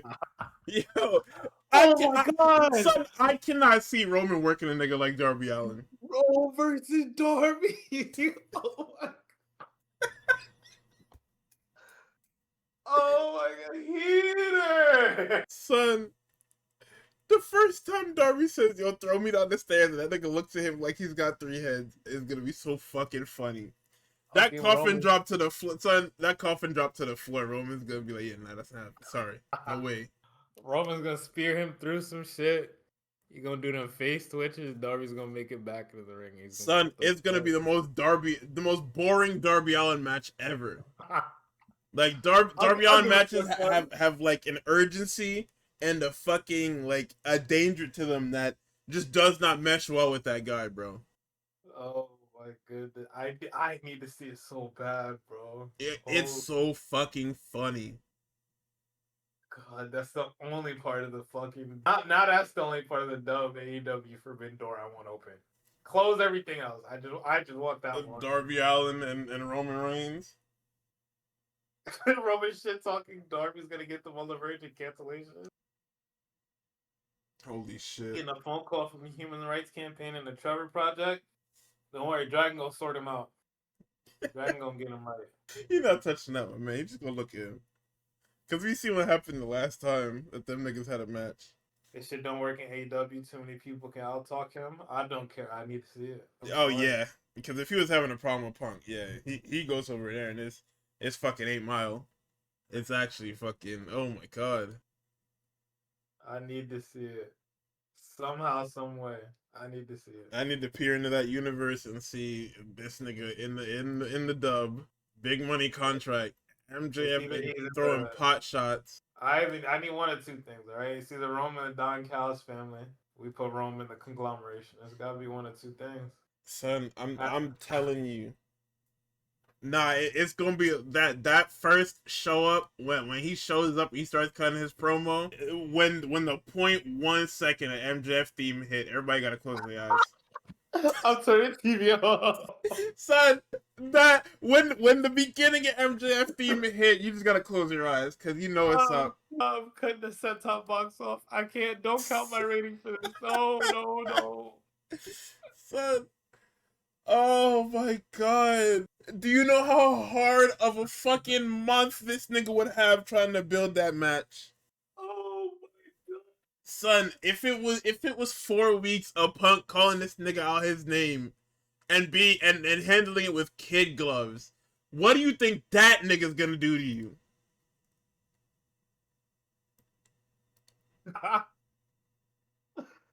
I need to.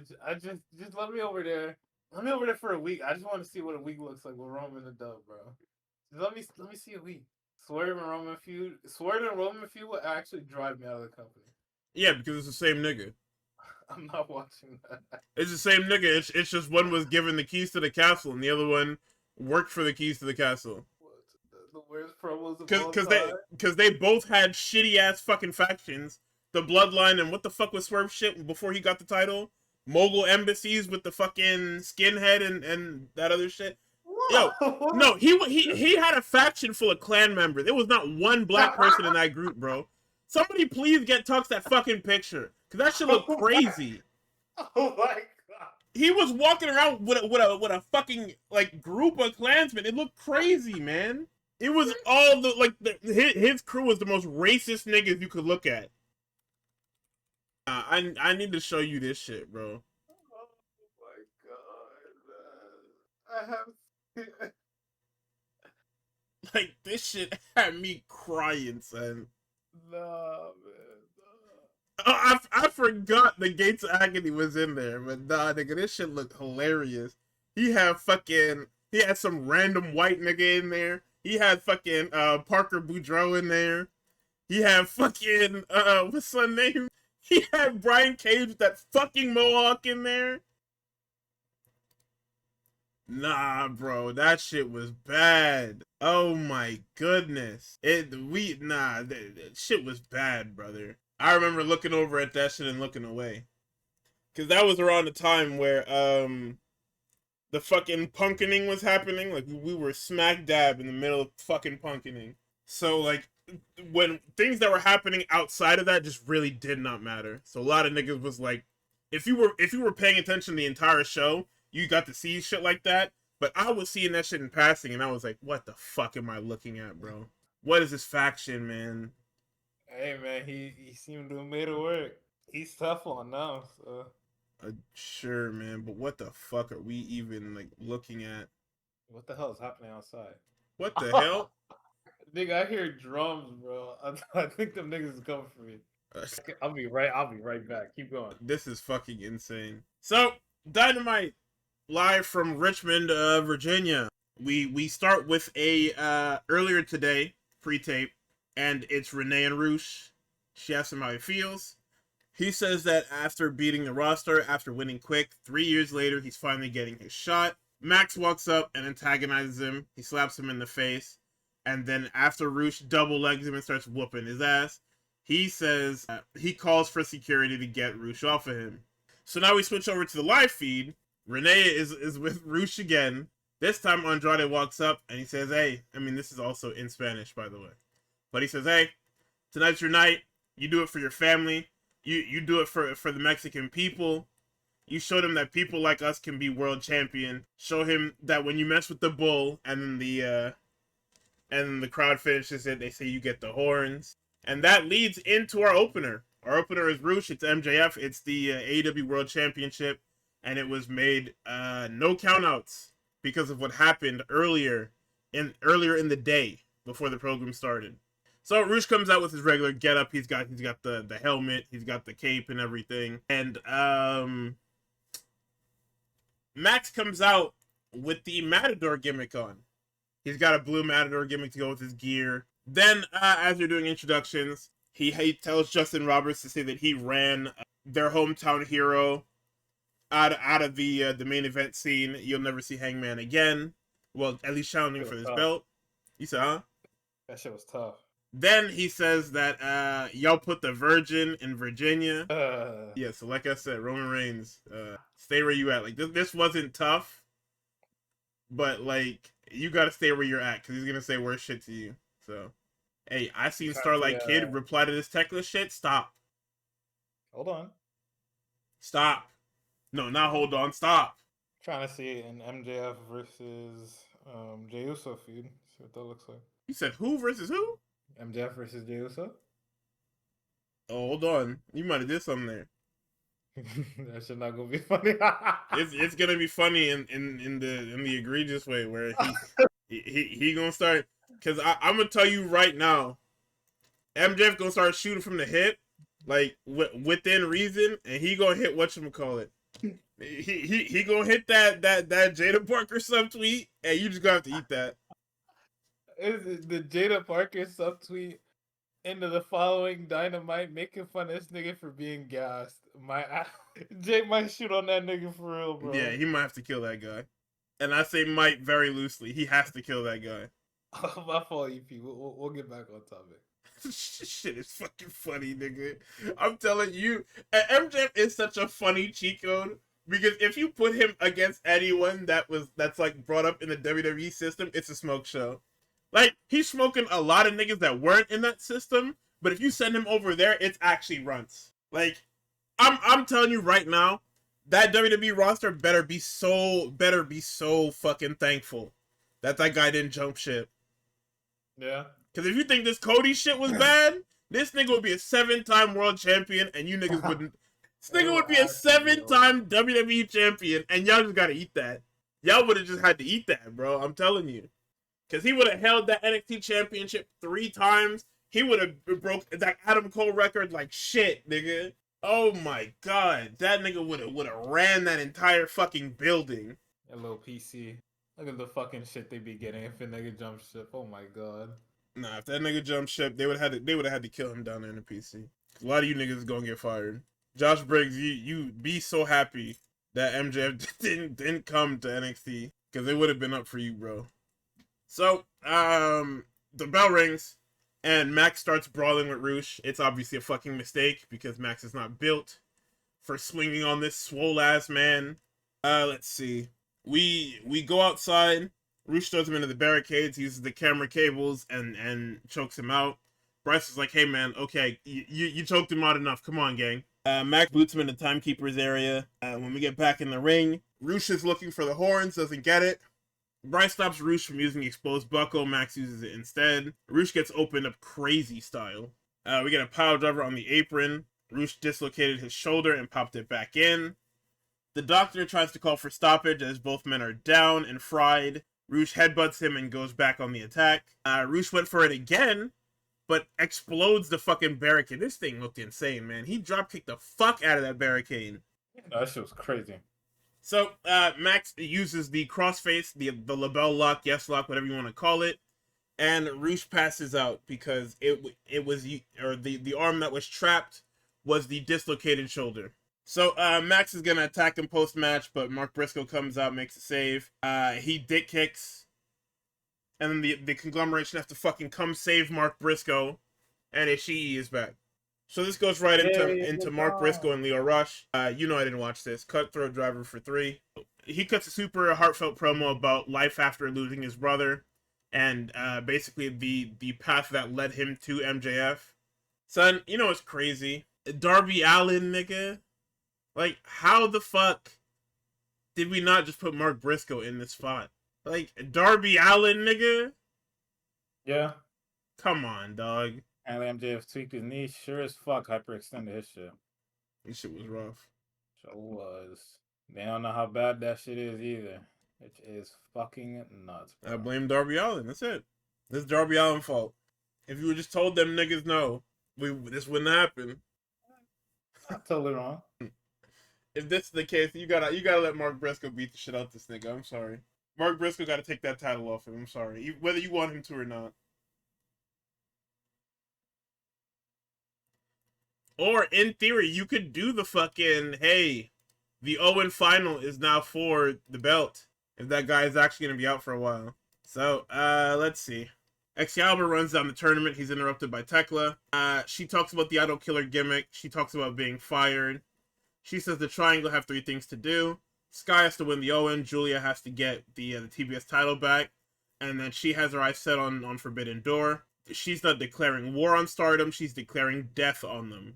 So the girls pull a ladder out behind her, and she spits in the Stardom logo on the screen. Son, we are in the Death Riders camp, and Daniel Garcia is just yelling in Ospreay's ear. He's not saying anything. You gotta do it, bro. You gotta do it. You just gotta go out and do it. Like, what the fuck, bro? Moxley walks in and says, "What the fuck are you talking about?" Says, "Man, move. Get out of here."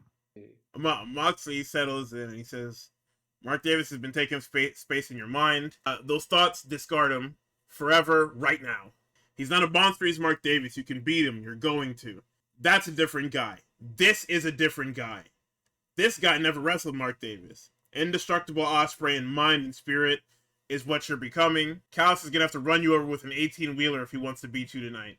I don't like gang wars." Also, and he tells him not to worry about that and focus. Break Davis's arm and win, that's your job. I'll take care of everything else. Ospreay's in this group.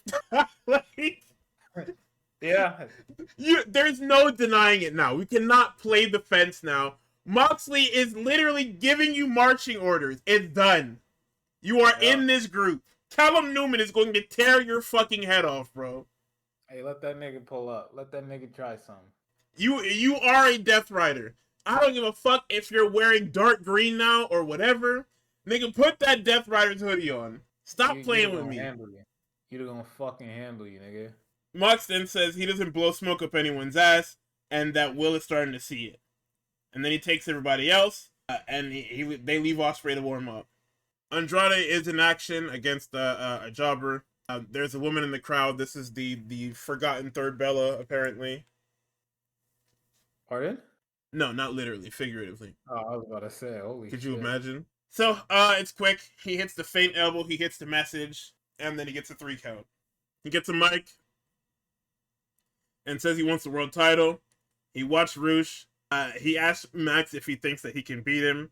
Asked him if he thinks he can beat a real Latino man. And then he asks, how do you know? You know. Callous music hits. He comes up with Doyle.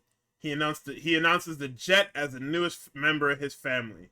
Now we have to pause here and talk about it. 9/11. What do you got? I don't see how this helps either group, right? They have two different things that they're trying to do.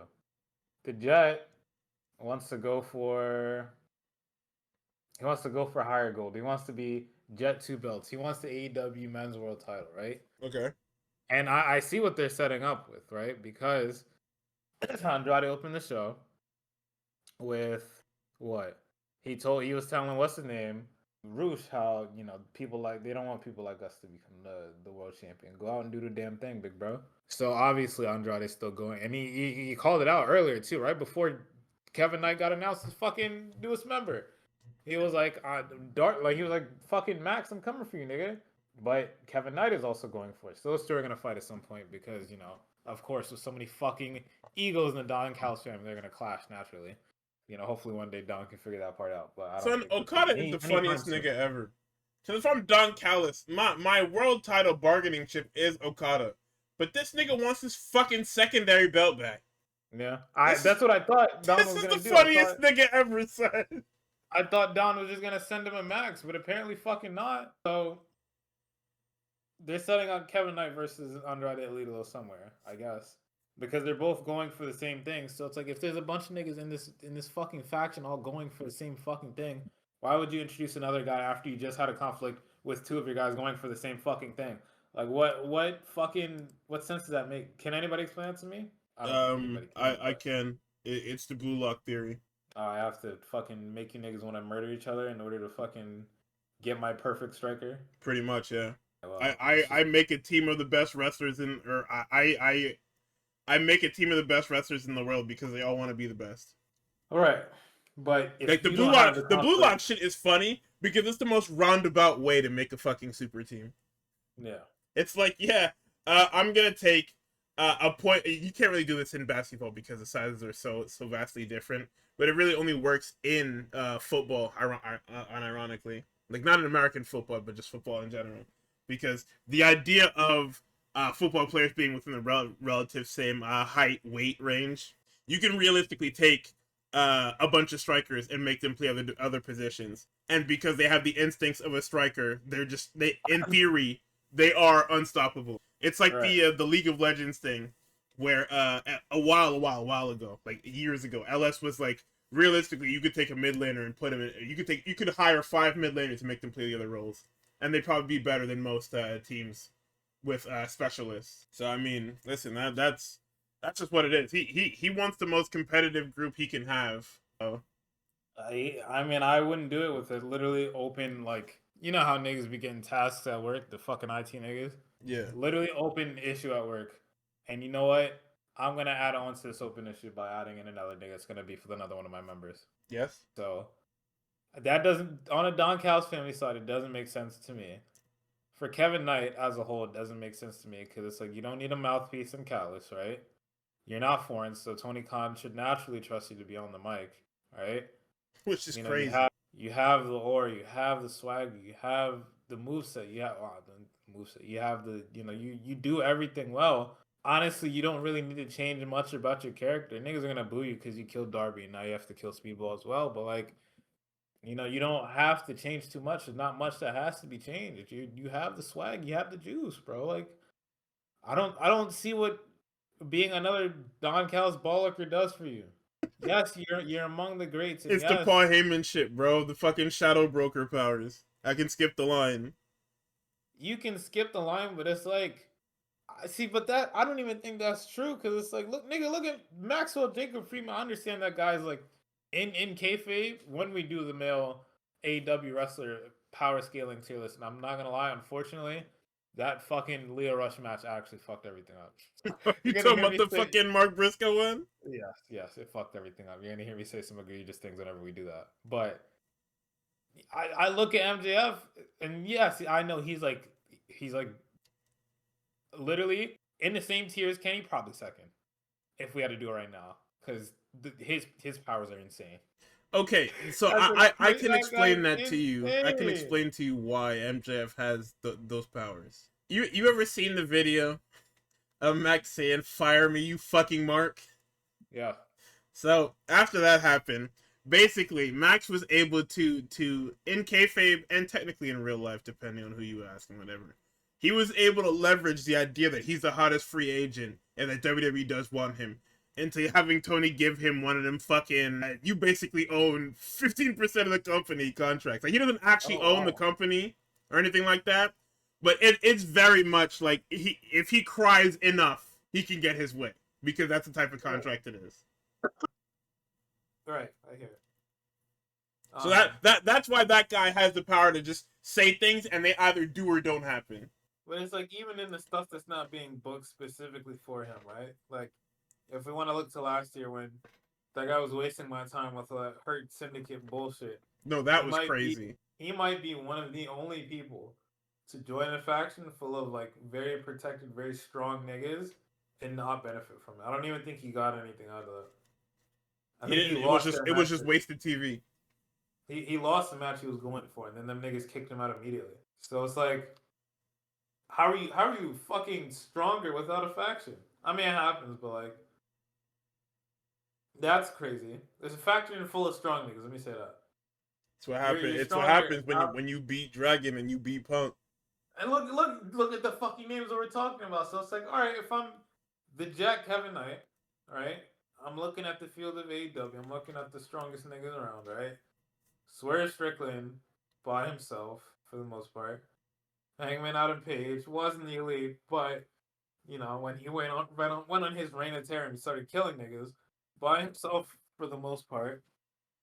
Kenny Omega for the most part by himself was with the elite. Why don't I just go dolo and just do it myself? Because now you're gonna jack me into a bunch of now I'm beefing with fucking Moxley. Yeah, actually, my first day on the job and I gotta fight Pac and Claudio. What is this? What? I don't. And if he was just by himself, it's not. I wouldn't have these problems. Yo, holy fuck yeah, you do just end up signing up for a fucking gang war. Holy shit. What? Like I instantly picked up several ops. Like by nature of like if you kill Darby, nobody really cares. Everybody kills fucking Darby. You kill Speedball, all right. You know, some niggas are gonna look at you funny when you walk backstage, right? All right, happens. Heel shit. I joined the Don Callis family, instantly wanted level 5 conglomeration and fucking son. You got fucking Moxley, Pac, Claudio, and Roderick Strong looking for you.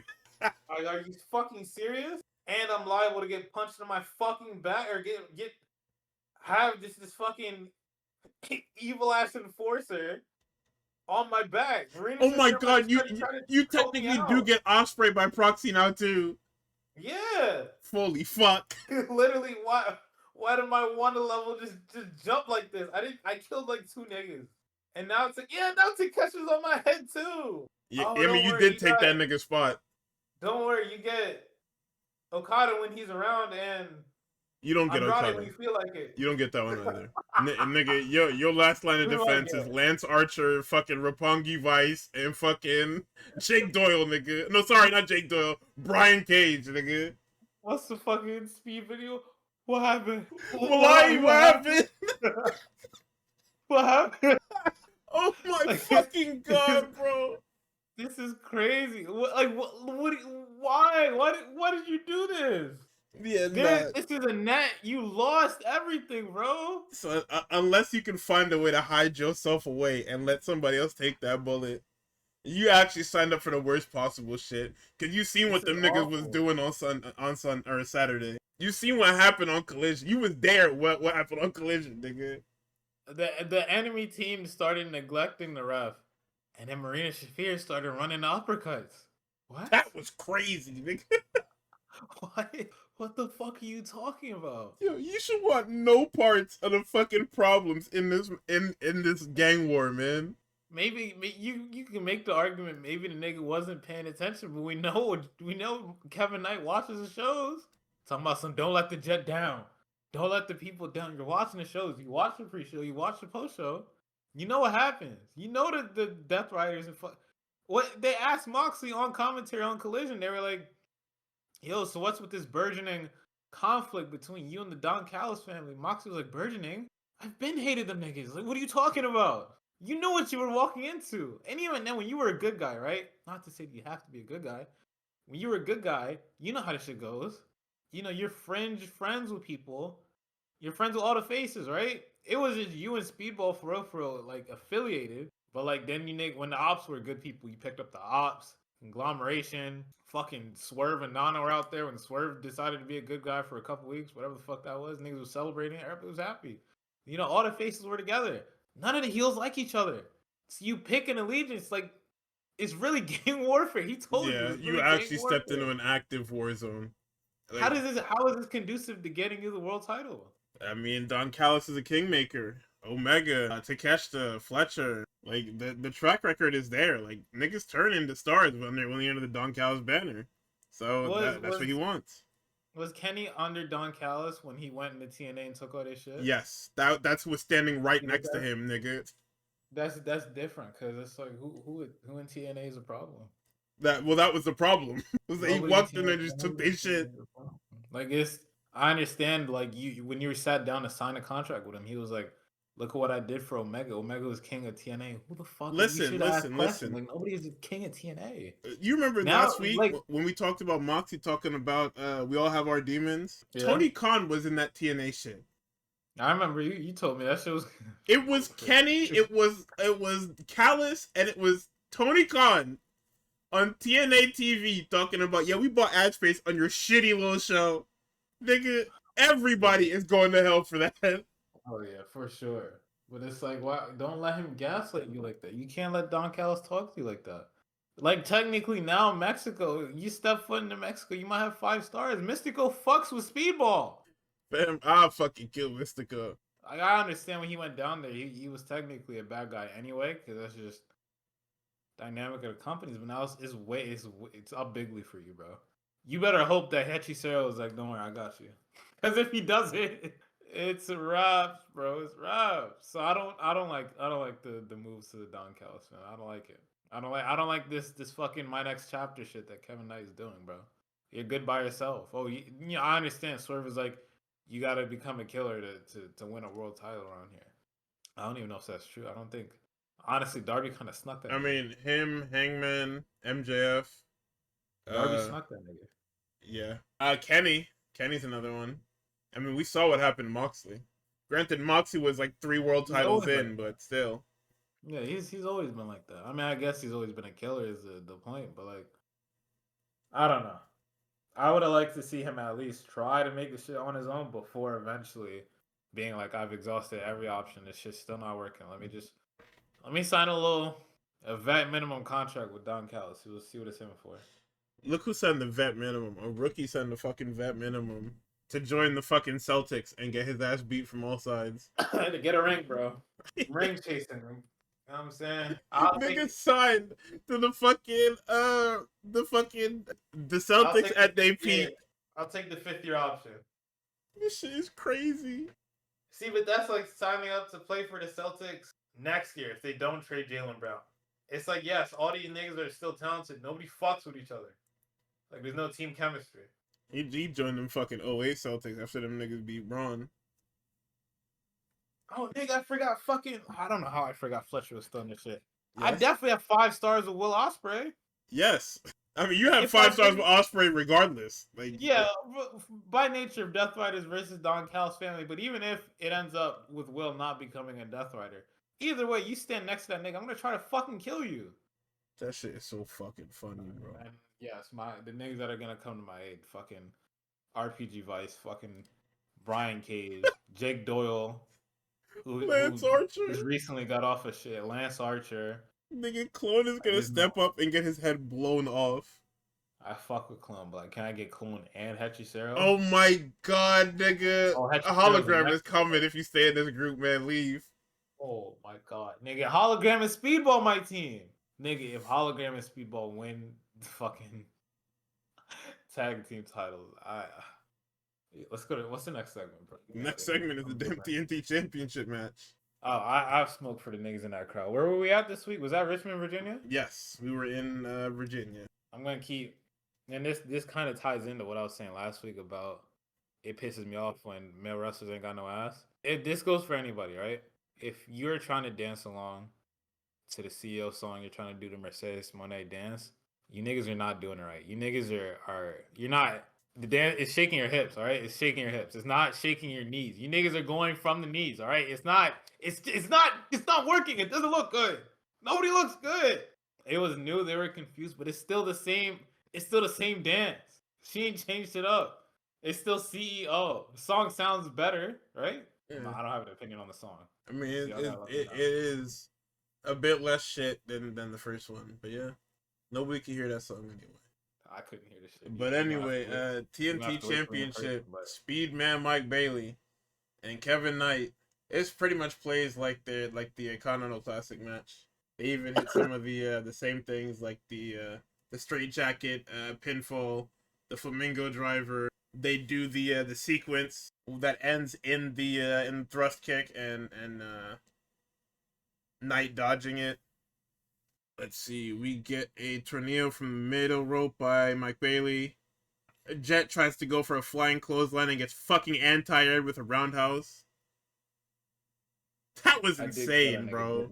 Kill that nigga Bigley like shit, bro. Bro, he went up and got fried. I've never seen that before. That was awesome. Let's see. Doyle distracts Rick Knox. Callis trips the leg. We get a top rope sky high that almost killed Mike Bailey. I don't know what the fuck that was supposed to be.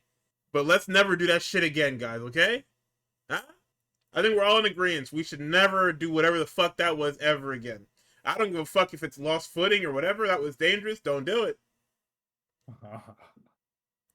And then we get the Sky High Uranagi for 3. Post-match, Kevin Knight says he's linked up with Dom Perignon.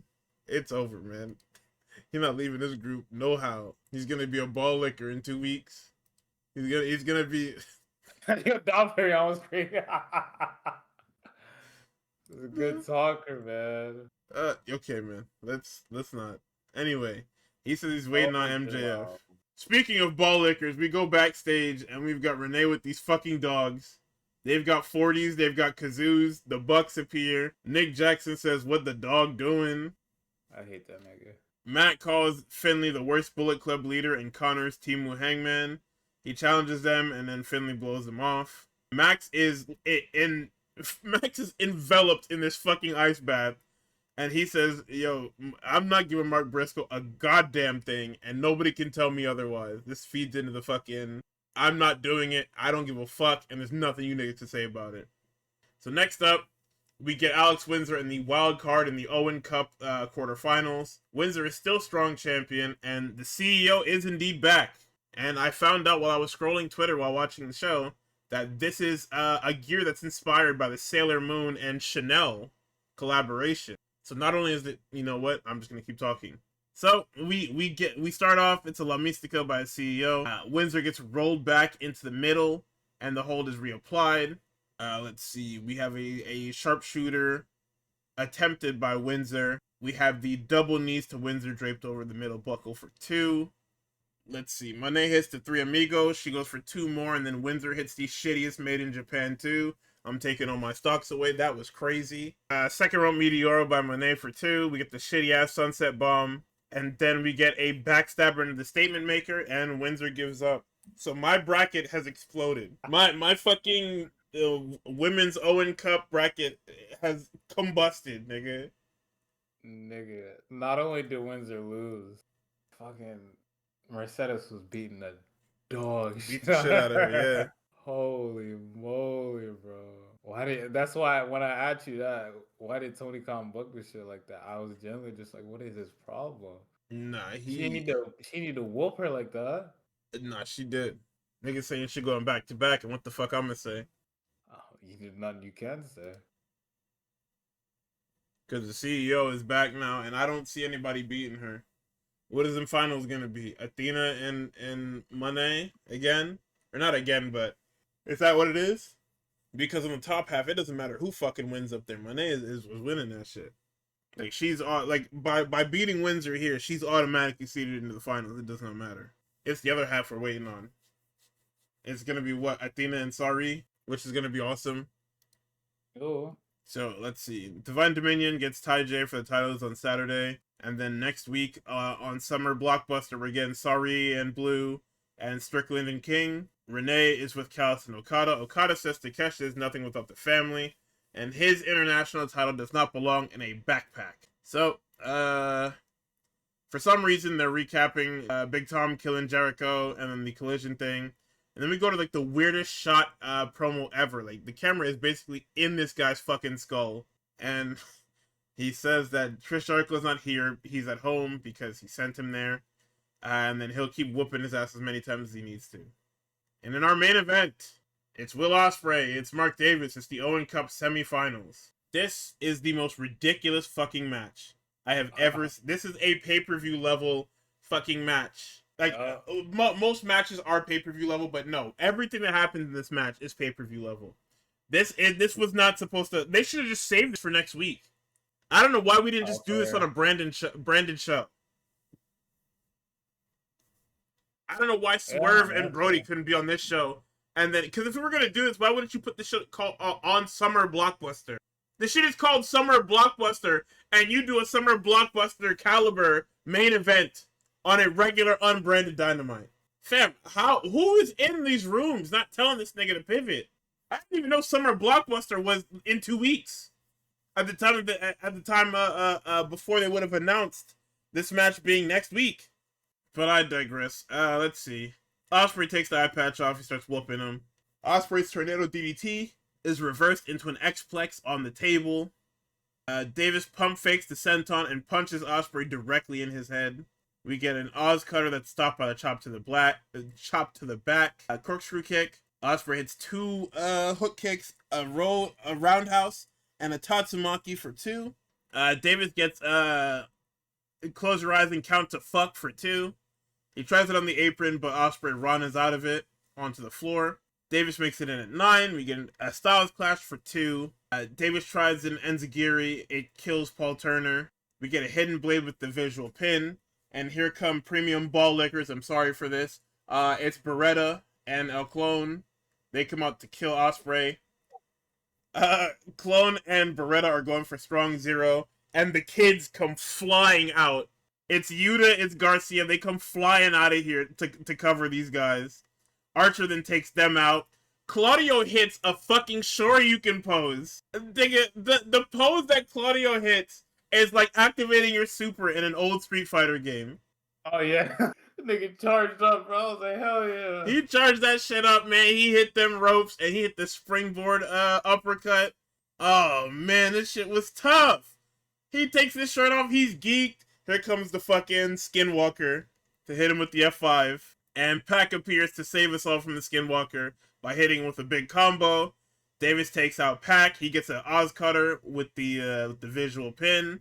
Pac throws Paul Turner in, and Doyle drags him out. Marina tries to choke Doyle out.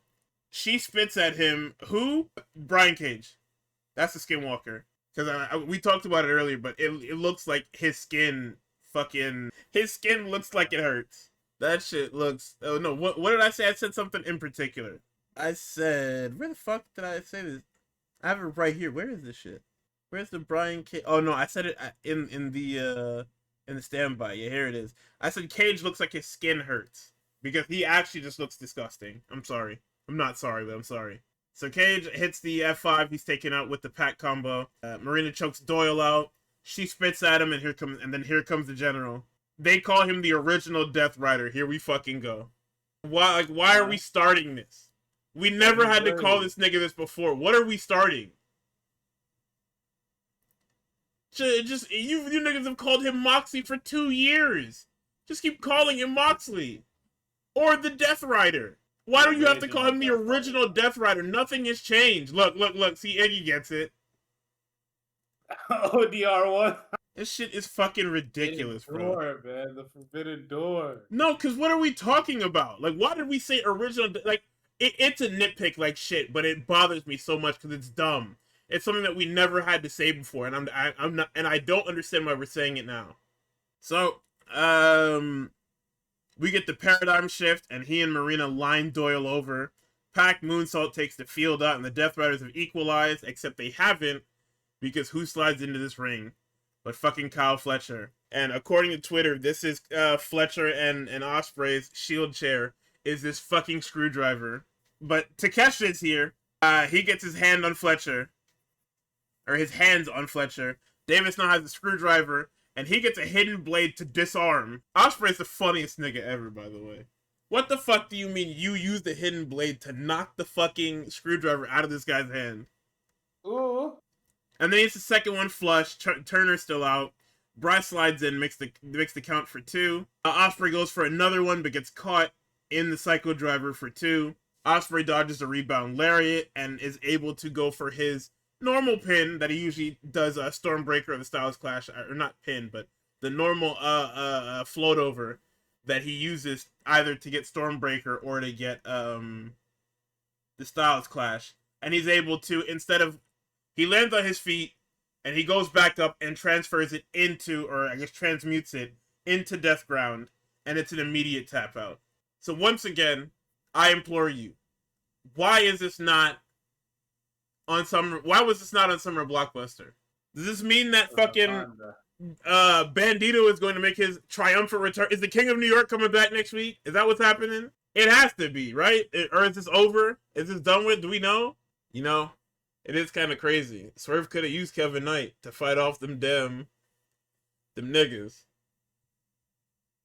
Which niggas? Brodito. Then again, I think we are done after this tournament match. I don't know. So I genuinely don't know what's waiting for Swerve on the other side of this fucking tournament. This shit is insane. But anyway, I mean, that is the week in wrestling. A great Dynamite main event. We have some great cards. We have the return of the CEO. We had the TNT title match that was super good. We had the AEW championship match that I would have preferred had a different ending. Like, I get Roosh having to pass out due to injury to save him from being pinned, but like, what's wrong with Max just pinning him? Like, I think when we get too deep inside of our heads and what we consider like wins and losses is why we end up with so many of these pass out things where it's like, oh, you know, he needs to lose, but I want him to still look strong. It's like, you know, you can look strong in losses. Like, perfect example, look at Moxley. Moxley lost quite a bit. Moxley tapped out. Moxley got pinned. Like, these things happen, bro. Like, niggas can lose. Like, Roosh losing to the champion isn't going to have him tumble back down the hill unless you let him tumble back down the hill. A 3-time champion, by the way. Not just a regular champion. Like, I would have liked it. I would have liked it better, I think, if they didn't go the injury angle to immediately give Roosh an out. I think Roosh should have just been whooping his ass. And then because Max is a cunning little shit, he gets him with the fucking, I would have taken a flash pin over passing out in a submission that Max doesn't even use like that. Yeah. Fucking salt of the earth, man. Wasn't even that. Nigga used Dragon's fucking crossface. Wow. Like, this shit is just crazy, man. I don't know. But, yep, that's the week. We'll be back next week. Like I said, I will have to cover fucking 5 nights of the Super Juniors at once next week. But I mean, we'll just do it like I have been, where I tell you what matches I think are fucking fantastic and ones that you should check out. I have enjoyed watching this tournament as live as I could. Genuinely, even though I still don't think Nagai has won a match, I think that his tournament life was one of the ones that I enjoyed the most. Like, obviously, Nick Wayne, Fujita, and Kasai have had like amazing matches and an amazing tournament run. I genuinely think that I've enjoyed Nagai's first Super Juniors run the most, because his has the most heart and soul. So we will. I think Tux will be back with book report. What's in your book report? Yeah, definitely want to watch a Fujiwara match. I want to watch fuck, I forget. There are other ones that I had in mind. Definitely want to do something for Pride Month. And then I think the other one was, I think it was probably the Mercedes Persephone match that I missed a while ago. And that one's kind of recent, not as like old as the other ones, but it's either that or I can fucking continue the Kenny Okada series. I heard the second one particularly is evil, so I can't wait to watch it. Well, niggas say the ending is particularly evil, so I'm excited to watch it. Kenny Evil Okada, ending. but I think that's it. If I think anything random, I'll probably just throw it on there. I know there are plenty of Twitter niggas that have like threads that just like here's a bunch of matches I recommend. Like what's that nigga's name? With the good edits, 2300 Saint. Oh Fuck yeah, with his that edits guy. are dope. Fuck with that youth. Hate when niggas be. Yo, No, come on. let me be nice. Let me be nice. I fuck with him. I fuck with him. But yeah, But no, I got 3 matches for you next week. We'll see if I stick with them or if I move it around. I think the Fujiwara one is locked though. Heard a lot of good things about Fujiwara. Yeah, that's what I got. all right. So we will see you next week. Y'all have a good night, good day whenever you're watching this, and Godspeed. Peace.